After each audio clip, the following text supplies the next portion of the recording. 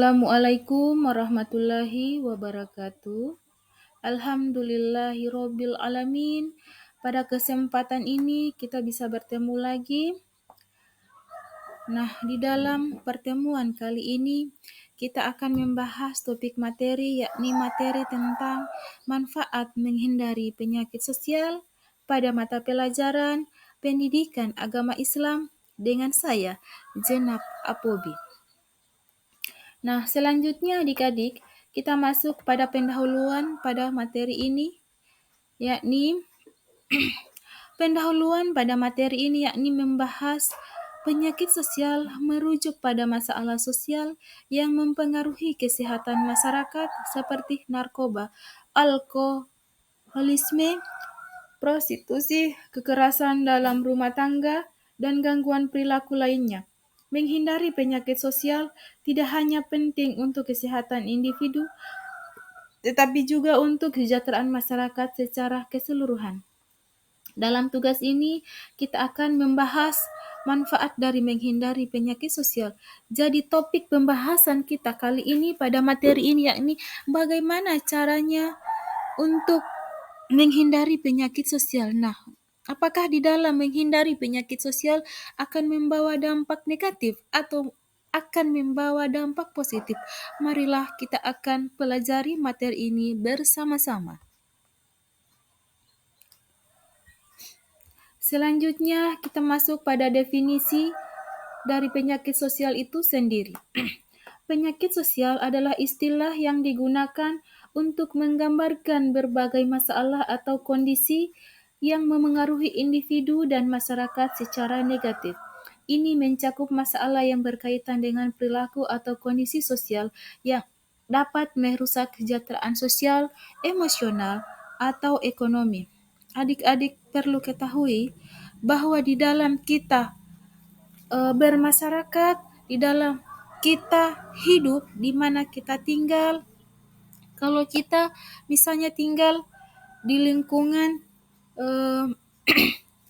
di lingkungan kita, kalau misalnya kita itu bertetangga, tidak tahu, tidak pintar, tidak bisa mengontrol emosi kita di dalam kehidupan itu, maka sudah tentu di dalam kita hidup di lingkungan masyarakat atau di tempat di mana kita tinggal, tetangga kita misalnya kita ada tetangga perilakunya juga itu bisa memancing emosi kita.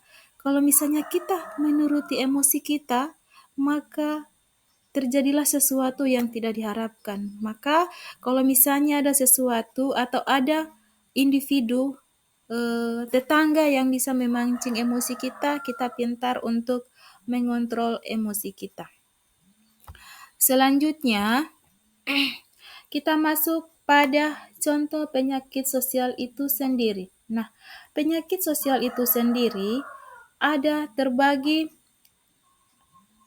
5, yakni yang pertama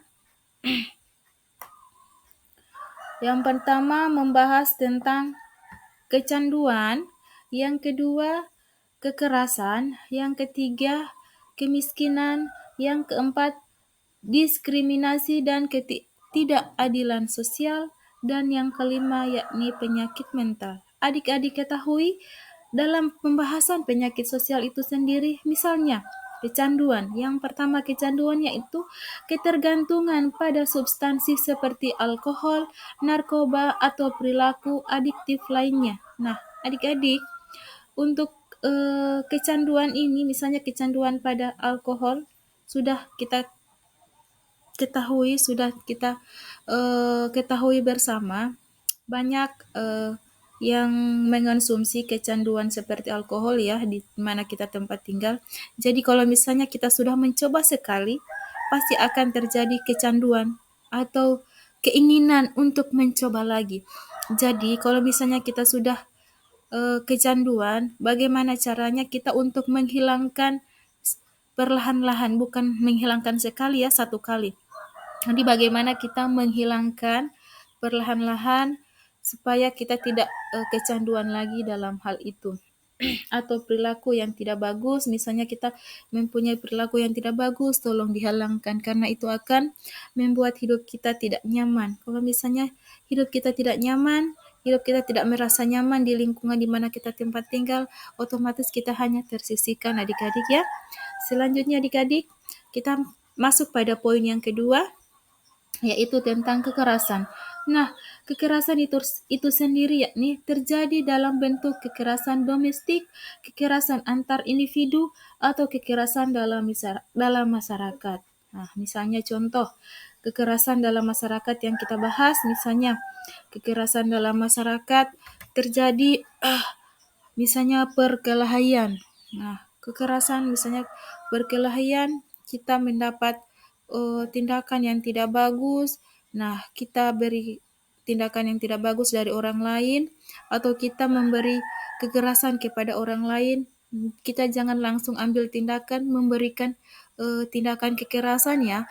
Kita ambil dengan cara yang baik, kita selesaikan masalah dengan secara kepala dingin, dengan musyawarah, dengan secara kekeluargaan. Nah, di dalam Islam kita sudah ketahui bersama ya, menyelesaikan sesuatu masalah itu kita harus menyelesaikan dengan suasana, dengan perilaku yang baik, dengan masalah yang misalnya yang menyelesaikan masalah itu dengan secara kekeluargaan, dengan secara Islamiyah. Jadi jangan kita menuruti emosi kita dalam penyelesaian masalah.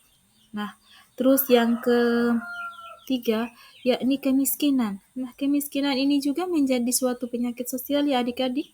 Nah, kemiskinan itu sendiri kondisi di mana individu atau kelompok tidak memiliki akses yang memadai terhadap kebutuhan dasar seperti makanan, perumahan, dan pendidikan. Nah, kondisi ini juga akan memicu penyakit sosial adik-adik. Misalnya kita tidak memiliki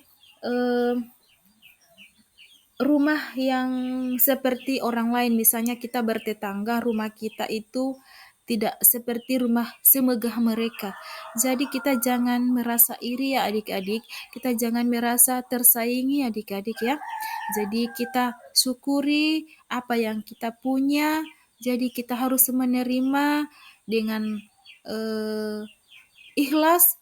Sudah tentu yang kita punya sudah menjadi suatu takdir atau garis Tuhan. Jadi kita hanya tahu berusaha dan berdoa. Jadi kita hanya berikhtiar dan berdoa.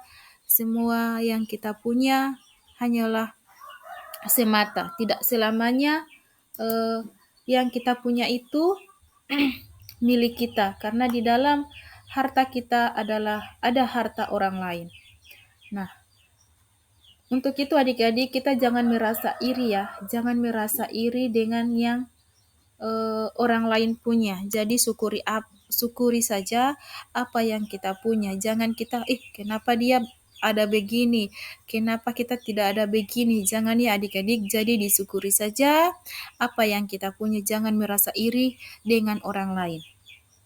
Nah, selanjutnya adik-adik kita masuk pada diskriminasi dan ketidakadilan sosial. Nah, perilaku yang tidak adil terhadap individu atau kelompok berdasarkan ras, gender, agama, atau faktor lainnya.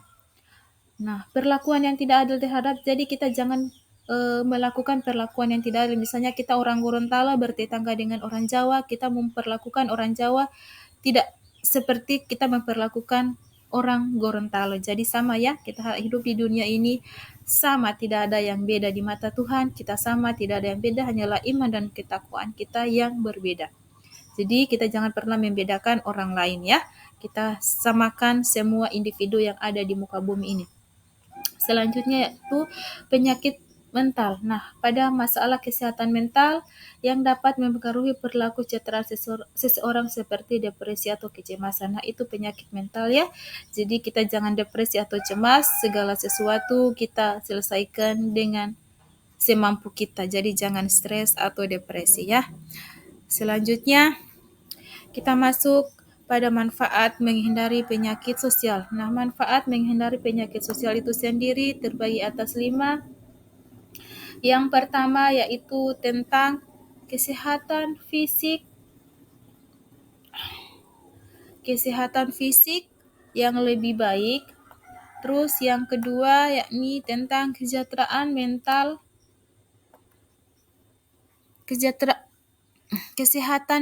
yang lebih baik, hubungan sosial yang lebih baik, produktivitas yang lebih tinggi, lingkungan sosial yang lebih aman. Nah, misalnya kesehatan fisik yang lebih baik yaitu menghindari penyakit sosial seperti penyalahgunaan narkoba atau alkohol dapat mengurangi risiko penyakit fisik serius seperti penyakit hati, gangguan jantung, atau infeksi menular. Selanjutnya yaitu kesehatan mental yang stabil, yaitu penyakit sosial sering kali berdampak pada negatif pada kesehatan mental ya adik-adik ya, menyebabkan stres, kecemasan, dan depresi ya adik-adik. Terus yang ketiga, hubungan sosial yang lebih baik. Ya adik-adik, individu yang bebas dari penyakit sosial cenderung memiliki hubungan interpersonal yang lebih sehat dan harmonis ya adik-adik. Maka dari itu kita mampu berkomunikasi secara efektif, menunjukkan empati, dan pembangunan kepercayaan dalam hubungan mereka ya adik-adik. Terus yang keempat, yaitu produktivitas yang lebih tinggi, yakni dengan menghindari penyakit sosial, individu dapat lebih fokus pada pekerjaan atau studi. Nah, kesehatan yang baik dan kestabilan mental memungkinkan seseorang untuk bekerja dengan lebih efisien demi mencapai tujuan pribadi serta profesional. Ya, adik-adik kita sudah ketahui ya.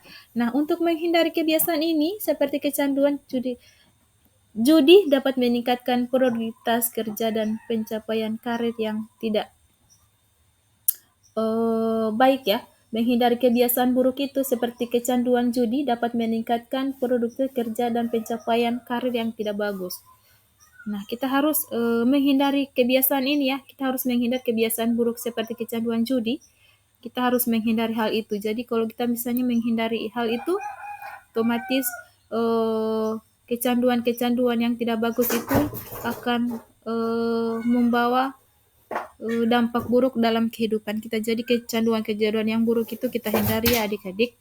Terus yang kelima yaitu lingkungan sosial yang lebih aman. Nah, lingkungan yang sosial yang lebih aman yaitu menghindari penyakit sosial, membantu menciptakan lingkungan sosial yang lebih aman dan nyaman. Ini berdampak positif pada komunitas, mengurangi tingkat kesehatan, kekerasan, dan gangguan sosial lainnya. Ya adik-adik, untuk lingkungan sosial yang lebih aman, sudah tentu kita menginginkan lingkungan yang aman dan nyaman dalam kehidupan kita sehari-hari. Nah, kita masuk pada kesimpulan materi pada hari ini, yakni saya dapat simpulkan materi kita pada hari ini, yakni kesimpulan yaitu menghindari penyakit sosial memiliki manfaat yang sangat penting bagi kesehatan individu dan kesejahteraan masyarakat. Dengan menjaga kesehatan fisik dan mental, memperkuat hubungan sosial, meningkatkan produktivitas, dan menciptakan lingkungan yang aman, individu dapat berkontribusi pada masyarakat yang lebih baik. Oleh karena itu, penting bagi setiap orang untuk menyadari dan menghindari penyakit sosial untuk hidup yang lebih sehat dan bahagia. Nah, adik-adik, kita harus kita harus menyadari bagaimana kita menghindari penyakit sosial ini. Jadi kita harus dalam kehidupan kita penting bagi kita untuk menghindari penyakit sosial untuk hidup yang lebih sehat dan bahagia. Jika kita menghindari penyakit sosial, di dalam hati kita itu tidak terdapat kata penyakit sosial yang rasa iri, penyakit sosial itu sudah tentu kita akan hidup nyaman, tentram, dan damai. Adik-adik, hanya itu yang dapat saya sampaikan pada kesempatan ini. Lebih dan kurangnya saya mohon maaf. Demikian dan terima kasih. Akhirul kalam. Wabillahi taufiq wal hidayah. Wassalamualaikum warahmatullahi wabarakatuh.